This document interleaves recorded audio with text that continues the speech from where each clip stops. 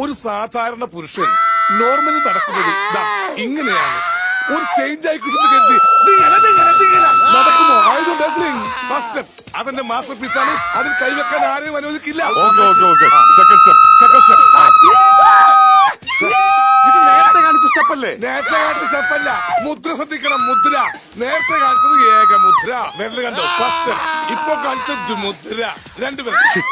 ഓ ready ladies, 1 2 3 hip movement വേണം sir. നിർത്ത്. What is happening going there? I've never say. Eat pie.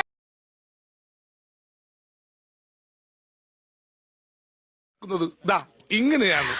ഒരു change ആയി